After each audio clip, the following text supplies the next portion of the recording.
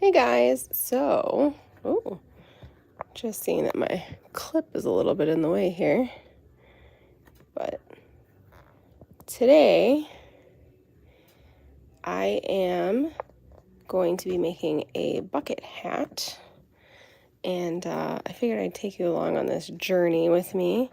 Can hang out for a little bit. I make reversible bucket hats, so today that's what I'm doing.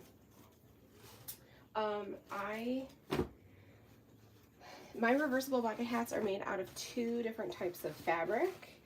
I have this red, white, and blue zebra print, and this is very specifically dogwood denim, and you can get this on Spoonflower. I have a shop on Spoonflower called Seamless Stacy, and that's SEAMLESSSTACY, Seamless Stacy on Spoonflower. And this is a red, white, and blue zebra print that we have designed. And you can get this in all different types of fabric. Like I said, today my fabric choice is a dogwood denim. And you can see it right there.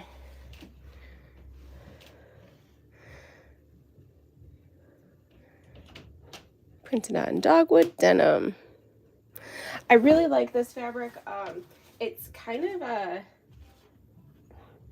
it doesn't really have that much of a stretch. There's very minimal stretch to it, but it's a nice solid denim that you could make anything out of. You could make pants, hats, bags, whatever. It's a really nice denim. Like I said, it doesn't stretch too much, but that doesn't matter for this. But if you like to make pants that are a little stretchier, just note that this does not stretch that much if you're going to do pants. Now, I do have a secondary fabric that I use to make bucket hats, and this is my secondary fabric. It is a cotton poplin. It is 100% cotton, which I really like. It's a nice tight weave. Gives it kind of a soft feel, especially after it's been washed. But it's nice and smooth. You know, it's not a chunky cotton. Sometimes you get a 100% cotton and it's chunky. This one is really smooth, and I like how that feels. So that's what my bucket hats are made out of.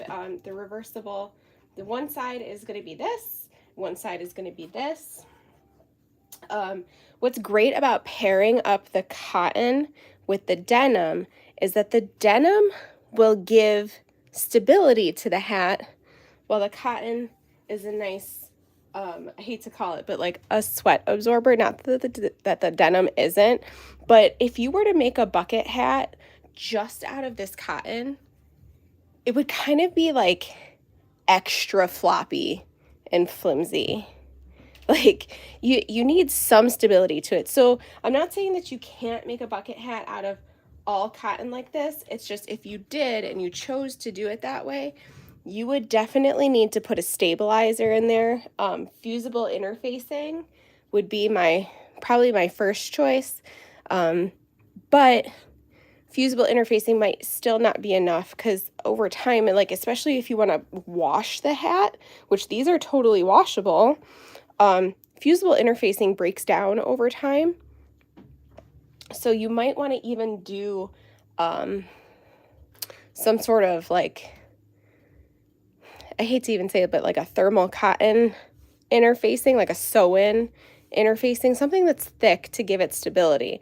But that's why we're using the denim on the one side and the cotton on the other, because this denim is really going to give it the body that it needs.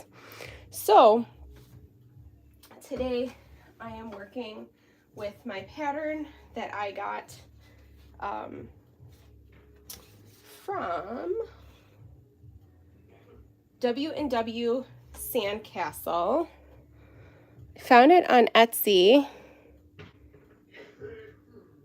but they directed me to their website, and you can get this pattern for free, which was great. I know a lot of times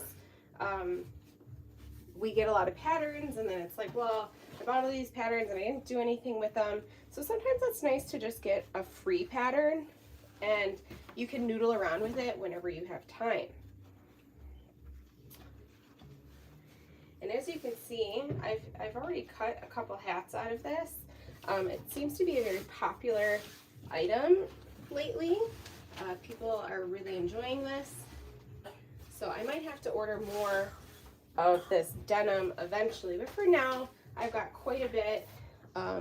The hat itself is not a ton of fabric, but as you can see, like this brim piece is really what kind of takes over the majority of the fabric, and what makes it kind of awkward pieces to cut out, because you have to cut that bucket hat brim as like a half circle, because that's what gives it its shape. Otherwise, like if you just cut this all willy-nilly, it won't come out right. It won't sit right. You do have to be very conscious of which way your grain is going. If you don't know what the grain is part of the warp and weft of the fabric. When you cut something on a particular grain line, that is, it helps give your garment or your project a very specific shape. So if you cut this way, it's not gonna like lay the same way it will if you cut it this way. So just whenever you get a pattern and it tells you the grain line, be very conscious of what direction that is. That's why they tell it to you, so that you don't just get like a weird garment that's shaped one way or the other. And the way to figure out how to get your grain line is go to your salvage edge. Just want to make sure you can see this. Go to your salvage edge and create kind of like a right angle with your ruler and line up your grain line. And technically I want to be a little bit this way so that I get all the prints. This has a very wide salvage edge because it's printed fabric. But this way you can see, you know, you're creating that right angle, your grain line. That means your grain is, your pattern is straight to the grain, and you get all of that lined up exactly the way you want it to. Usually when I make these hats, I'm usually making several at a time. For right now, I'm only going to cut out one, but a lot of times I will stack these pattern pieces and do what I like to call pattern Tetris to get the most use out of my fabric as possible. I'm very into minimal waste projects. I really, really, really hate when you waste fabric. So I will put my pieces like right there. They're almost touching. And I'm okay with that because I don't want to waste any of my fabric, especially when you get these custom prints, because like it's a great fabric. Even this space right here, that is a good space of fabric. I can't fit anything into that right now, but I will save this piece for something else in the future. And I know some people might be like, that's crazy, like just throw it away. But you never know, like this could be a good patch for something, especially because this is the folded edge. You might be able to get a nice little something out of it.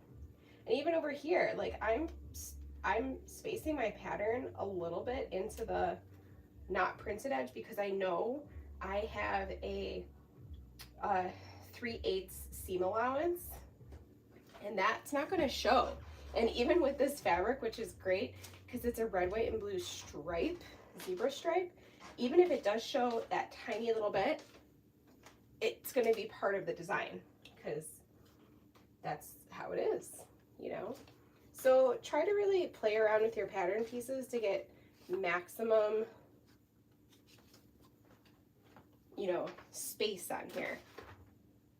Especially like when I cut this, this will be 2 hat tops. So really I probably should cut out 2 hats, but to cut, I won't be able to lay this out the exact same way because this brim, if I do 2 brims, that takes up a lot of space. And I know a lot of people would instinctively be like, oh, just cut this way and then you can get 2. Yes, but then your grain line is the wrong way. And when you try to shape this, especially because it's a circular hat, you know, it's not gonna come out right. The shape will be weird. Like you'll put it on, you'll be like, why doesn't this fit right? Well, because you didn't line up your grain lines the right way. So I think this is how we're gonna do this for today. I'll at least get this cut out. And you'll notice a lot of times too, on patterns when you buy them, they have these little marks like this, these little triangles. Little triangles are places where you can put notches in, like when you cut it out, and I'll show you what I mean. That's to help you. If you cut those notches, it helps you line up your pieces. So like when you're putting this brim on your hat side, you're gonna want to line up your double notch to your double notch, and you'll know that you're directly aligned in the right place because you've cut it out that way. So do yourself a favor, mark the notches, cut the notches out, and that'll help you when you're sewing this together.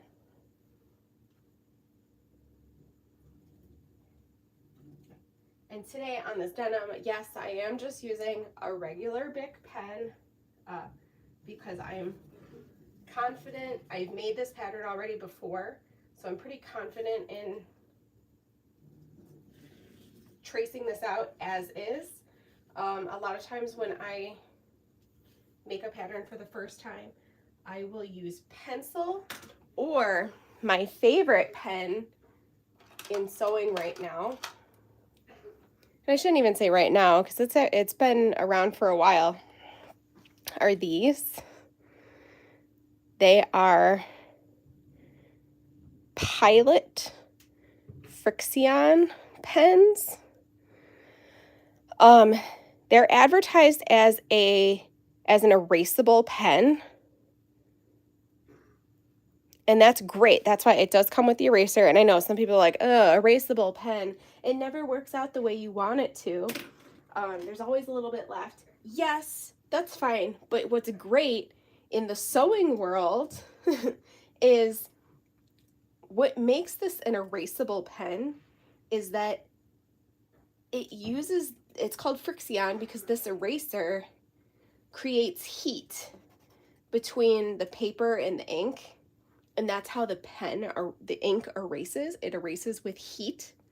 So a lot of times I'll use it on new patterns or when I'm tracing things out, or especially like on white. Like you can put this on a white piece, and then when you press it with your iron, when you're done or as you're going along, as things are together, you can press it and those marks disappear because it erases with heat. So I think that is one of the best modern tools of sewing that you could ever get for yourself, is a Pilot Frixion pen. And I have used it so many times. I actually recently did I helped build costumes for a production of The Secret Garden. And the design of the show called for a lot of the costumes to be white because they were ghosts. I know, don't ask me, whatever. I just make the clothes. But when you're working with that much white, especially sheer too, like I was using a lot of sheer fabric, you can trace out your pattern pieces and press it out and they disappear, and it's a beautiful thing to be able to have the confidence to mark it up and know that even if you seam something just a little bit farther than your seam mark, that it would disappear with just a simple press of the iron. It's truly magic. So, as you can see, I marked out my notches. I have my brim, and I think I'm going to go ahead here and try to line up at least one more, because I have 2 hat tops, and I hate just like random, I hate when I just have like random fabric pieces cut out. Like I have a whole drawer full of them because sometimes it's really just inevitable, but if I can avoid it, I will.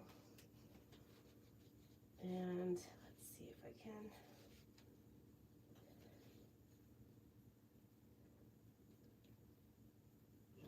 Again, I hate wasting fabric.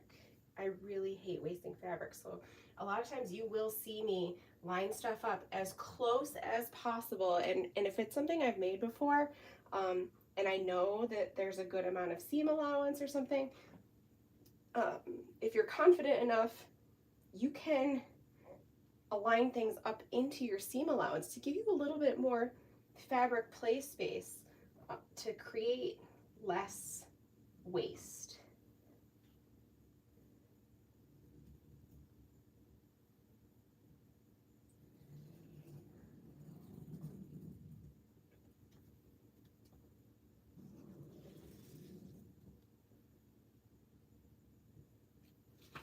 There's my second brim, and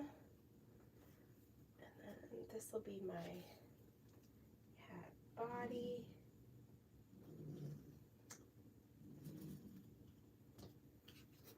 So now, even if I only sew one hat today, which I probably won't, I'll actually probably wind up making both of these. I have all the pieces cut out for 2 hats, and I don't have to worry about where all those pieces are. Do I need to cut more pieces, etc. Because you only need 1 hat top, and this is doubled over, so I'll get 2. So now I need 2 sets of brims and 2 sets of sides. So we have everything out of the denim. I know a lot of times I don't have a really nice pair of Gingher shears, which I would love. So next best thing is just a nice pair of Fiskars, which the advantage to having these Gingher shears are beautiful. They're wonderful. Those are those metal fabric shears that are real sharp. It is worth the investment, but you also have to take care of your investment. You have to get those sharpened every so often, especially if you are working with heavy fabrics like denim or interior drapery weight fabrics. You have to get them sharpened over time. The advantage to getting a set of just like Fiskars shears is that you can get a scissor sharpener and have it here at your home for yourself. The Gingher shears I would recommend getting professionally sharpened, just because it is kind of it's an art to sharpening scissors, because if you do it wrong, you can create kind of a warp in the blade, and then they don't cut right. And so rather than taking that in your own hands, I would get them professionally sharpened with these Fiskars. I have a sharpener here at home. Yes, it's just this right here is the sharpener. This is literally just for you to hold on to. All you do, and I don't need to sharpen them too often, but when I do these, it's usually when I'll give it a quick little run through, because this is very, very heavy material. So the sharper your scissors are, the easier it is to work. You kind of just open the blades, put them in as far as they go, and then in a cutting motion, so you're going to just close your hand like you would be cutting, just like that. 2. They recommend you only do it 3 times or as needed. I only do it a couple times because I sharpen my scissors semi-regularly. You don't want to do it all the time because it'll break down your blade, but you know, as needed. I cut a lot, so I sharpen probably more often than others. And yes, I know some people do also like rotary cutters, which are great. I just like having the control of shears. Now see, here's my notch point. So all I'm doing is cutting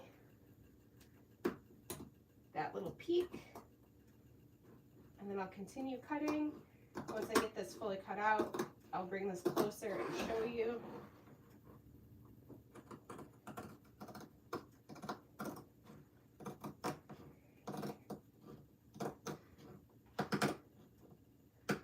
I will also mention that cutting double layer of denim is pretty rough on your hands, so be sure to just be safe. You know, it's hard on your hands. You don't want to do this a lot, like a lot of times in a row. I maybe have cut 6 hats at once before, and that was about all my hands could take before I had to take a break. And again, if you have a rotary cutter, that eases up a lot on your hands, because as you can, maybe you can see, you start to get those marks on your fingers from just opening and closing the blade. So if you're going to do a lot of these, maybe get a rotary cutter, help ease that tension on your hand.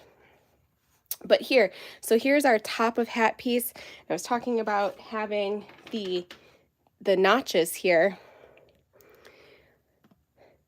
Here's your notch, and I marked that out on my pattern. So, sorry, I cut that as a little triangle.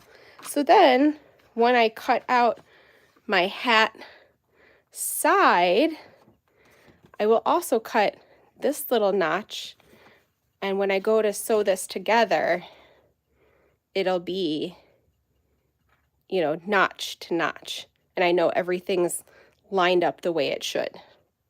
So that's why you mark those. That is, it's for yourself so that you can help line up your pieces more accurately and not have to spend a ton of time like, okay, now I cut it, now I gotta fold it in half, I gotta measure out where center is and everything else. It's on your pattern. Just mark it out, cut that little notch as you go. And when you sew that, that'll just sew right into your seam allowance, and you can either leave it or you can clip it out once you're put together. Nobody will know it's there except for you.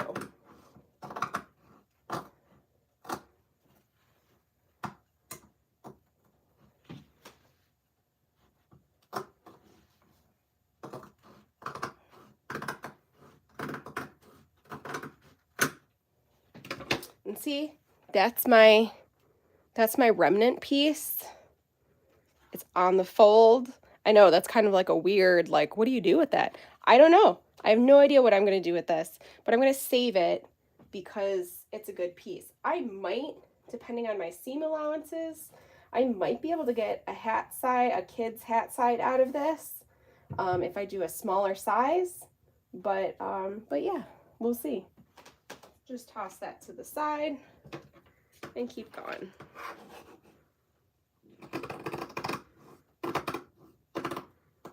Might be able to make a patch out of that or a pocket.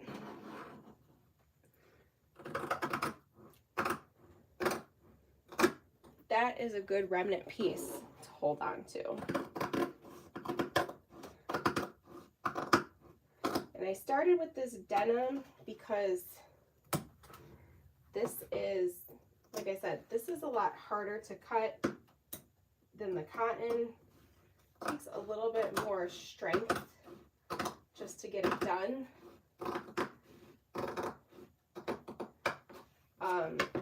And I know you could totally open this out and lay it flat.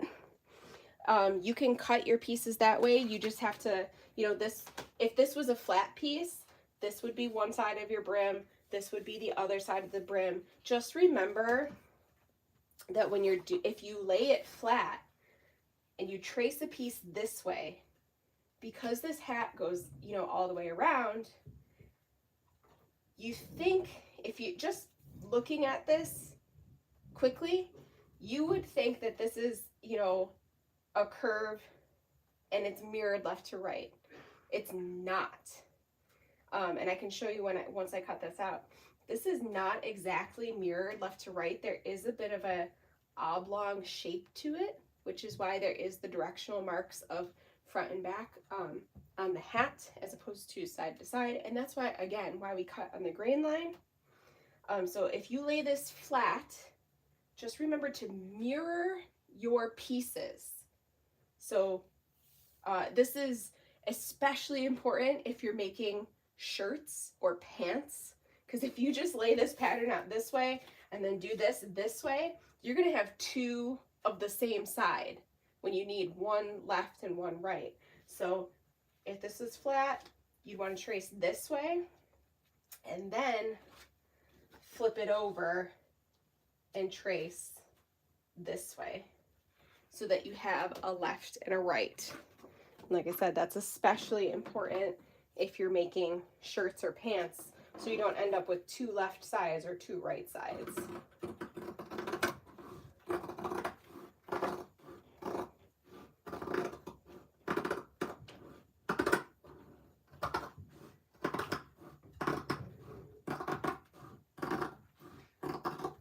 Some of you may be wondering why the notches look different, why there's double notches versus single notches. In this instance, it's to indicate which goes to the top and which goes to the brim, so top to bottom, so that you don't mix up which side is which. A lot of times when you're making shirts or pants, a single notch indicates the front of your garment and a double notch indicates the back of your garment. So it's really just so that you know, if you're making notches everywhere for everything to line pieces up, you're not mixing up what direction it goes. Which the whole point of notches is to, you know, help you line up your pieces when you go to sit down and sew it. Now see, these pieces, I don't know if I can really do anything with them. They're very odd shapes and they're very small. So these ones I might get rid of. And I really do, I hate throwing out fabric. I really, really hate it. Even these little pieces, there's like a part of me that is like, I can find a use for it. But at the same time, I also know, really, what are you going to do with that? Like, yes, I had mentioned that with small pieces like that, you might be able to do patches or something, which is great, but how many patches do you really need to save? And then like something like this, again, very odd shaped and small, I'm going to let this piece go.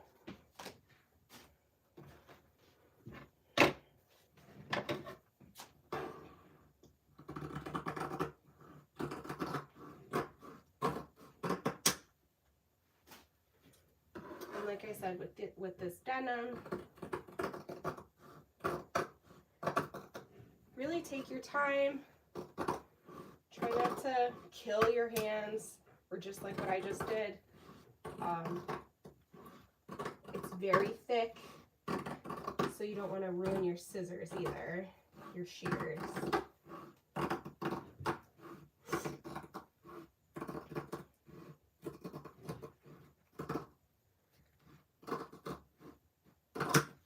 And if you're the type of person that you only have like one pair of scissors in your house and you use them for everything, cutting denim is not going to be the task for those. You definitely need a very sharp set of shears to get this done, because This is very thick fabric.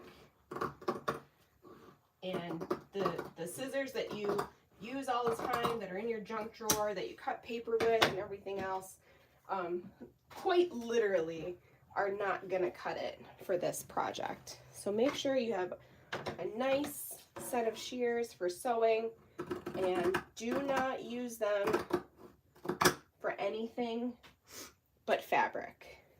That's what will extend the life of that blade over time, because cutting paper can really, really dull the blade.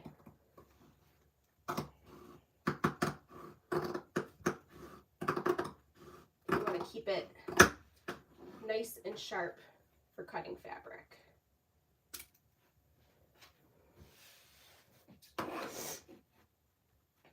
And some people like to, when they're cutting double thickness, like to pin. For this one, I didn't need it because these are such basic shapes. But sometimes when I'm making shirts or pants or something, I will pin my pattern to the fabric so that if I have to, like if I was up here and I needed to move this a bit to cut it, to get around it, whatever, if you have to maneuver that fabric on your cutting space,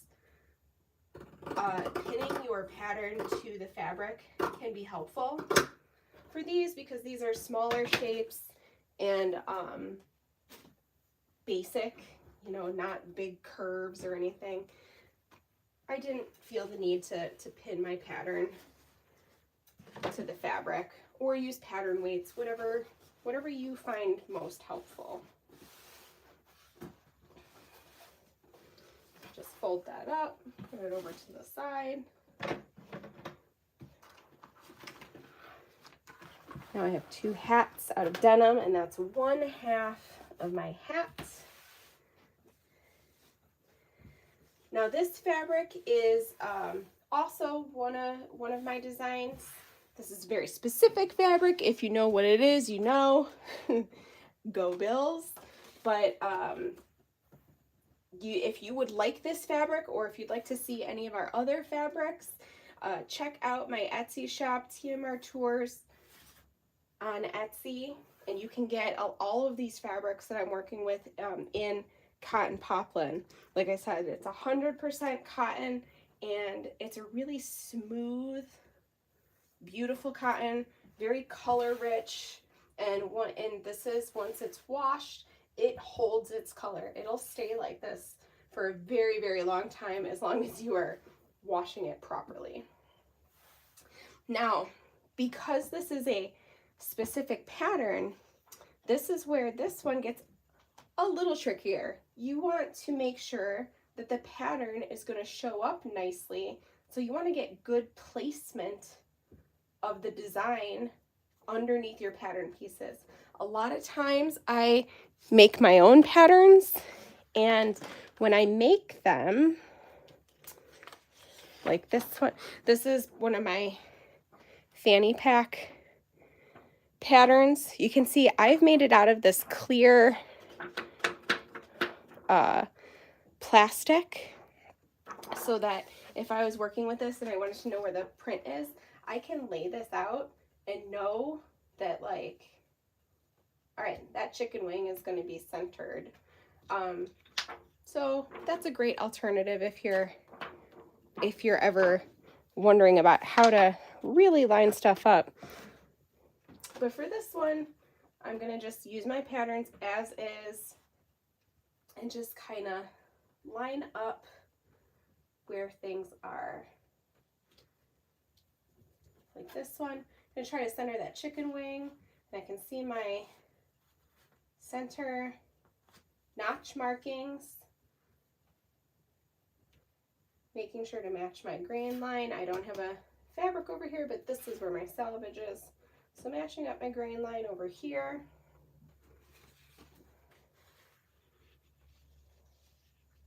Now the one of the really great things about our cottons they are 58 inches wide, which is wider than that denim. So I can more easily get pieces to line up the way I want them to, without having to dance around placement, which is nice. Because again, it creates less fabric waste. Actually, I might try to see if I can get that buffalo as my center instead, so that I can kind of pull this down. Again, all with the goal of the least amount of fabric waste possible, because we don't like to waste fabric.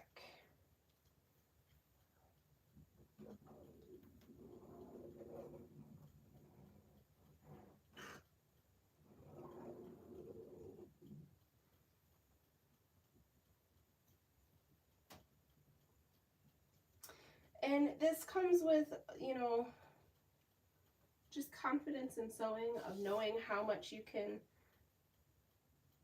squish things together or not. If you're not comfortable with it, hey, that's totally fine. You do what you need to do to get your project done. If you need to space it out more, go for it. But I would encourage you to either create less waste, or if you could space it out, try to space it out in a way that you can save some of those pieces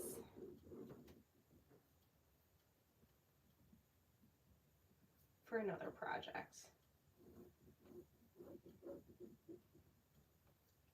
Not only does that save you money in the long run, it's creating some more sustainability, because for those of you that may not know, like fabric printing has gotten a lot better in modern times, because we now can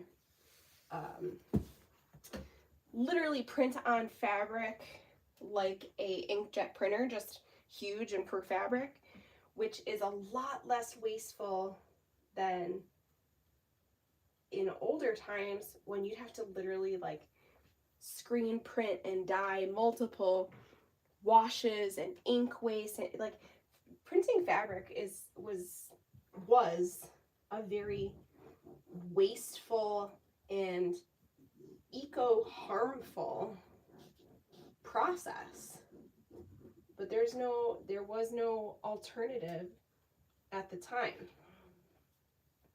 Now we have alternatives to make it more eco-friendly and sustainable.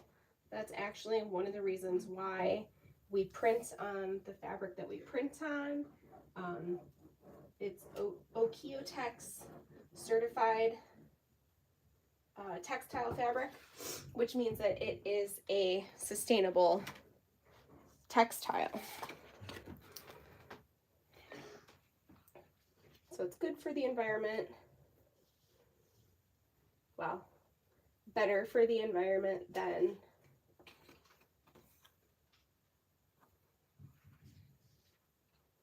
and you just got to remember, this actually needs to go this way so that it's right side up.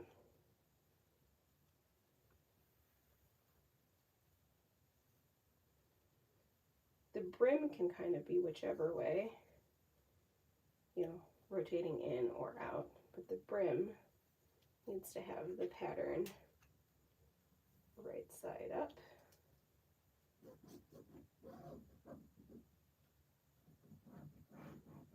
So that when you wear it, it's not upside down.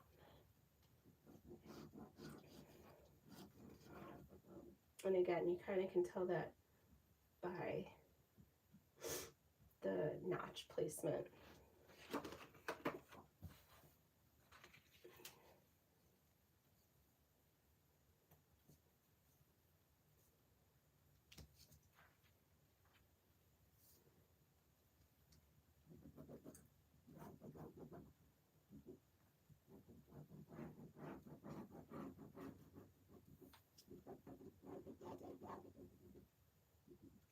And a lot of times, like I said, you know, a lot of times you will see me use pen or Sharpie. And I know some people will gasp, no! You know, Sharpie is not appropriate for all fabrics. Like, sometimes you don't want to use it on this because it'll bleed through and it'll show. But sometimes it's appropriate, especially on, you know, if you've got a fabric that can take that ink without being detrimental to your project. But other than that, you can also use, you can get water-soluble marking pens from your preferred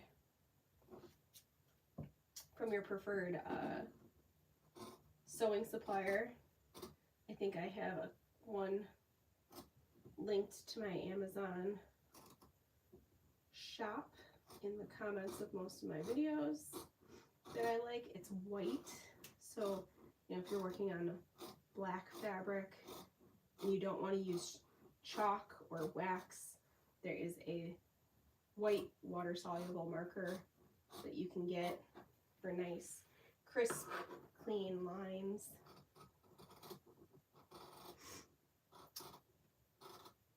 But yeah, the alternative would be to use some sort of chalk or wax, and you can get those in multiple colors as well: red, yellow, blue, white, whatever you need.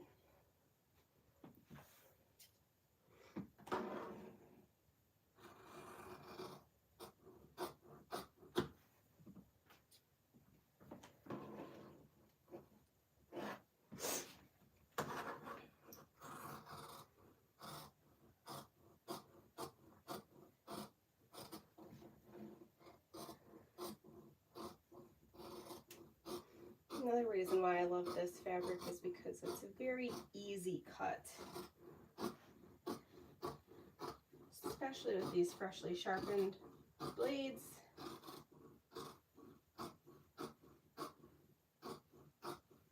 And because it is an all-natural fiber, it naturally wants to stick together, so you're not all over the place creating 2 layers of different sized cuts.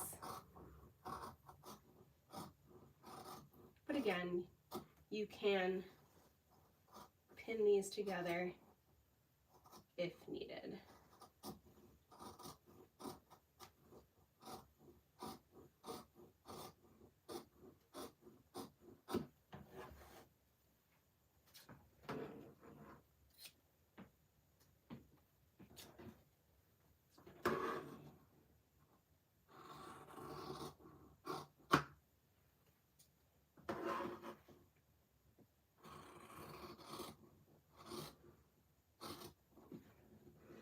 And I have had the question before, like I am cutting on the line, maybe very slightly to the outside of the line, but you want to be, you know, close to your pattern as possible, because our pattern has seam allowance built into it. And that is a very important thing to note. When you get patterns, you need to really read it and see if seam allowance is built in or not. Most commercial patterns that you buy, like at Joann's, like a McCall's or a Simplicity or Berta, you know, whatever, they will tell you, hey, a 5/8 seam allowance is built into this pattern. But a lot of times, patterns that you buy online from individual sellers, sometimes seam allowance is built in, but a lot of times it's not. So then you make your project and you're like, huh, that's smaller than I thought it would be. Well, when you were cutting it out, did you include a seam allowance? You know, that would be the first thing to look at. When you lay out your pattern, do I need to lay out with a seam allowance? Or is it already built in?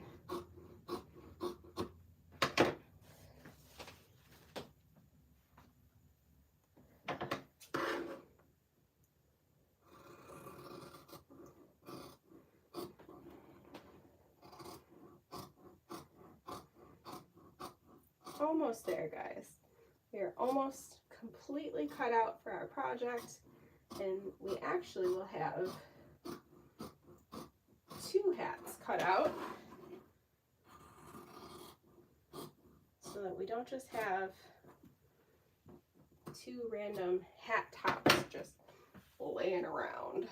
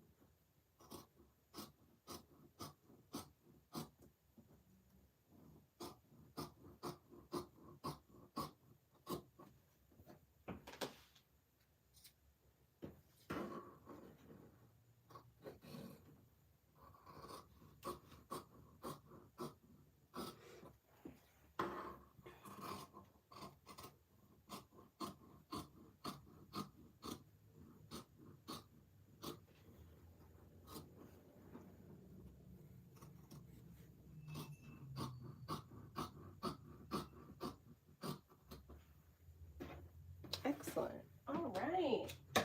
So, put this to the side. And now you can see this is 2 hat sides.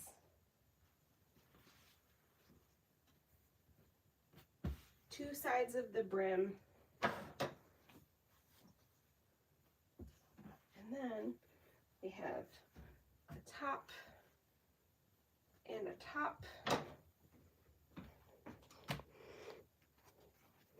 And then for the reverse, for the inside or outside, whichever way, because it's reversible, here's a side, brim,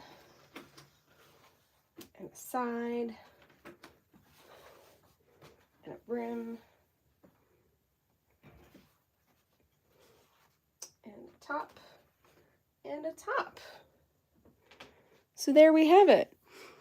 This is 2 hats, and in part 2 of this, I'll sit down and show you how we put it together. But that's all the pieces. I hope you enjoyed some of my pattern cutting tips about utensils and scissors and grain lines and notches, all those things. They're all small little pieces of knowledge that build up to help you create a successful project. Even with something as simple as a bucket hat, these little things will help you have a more successful project. All right, I'll see you guys real soon between the seams. I'm Stacy with Sewing with Stacy. Have a great day.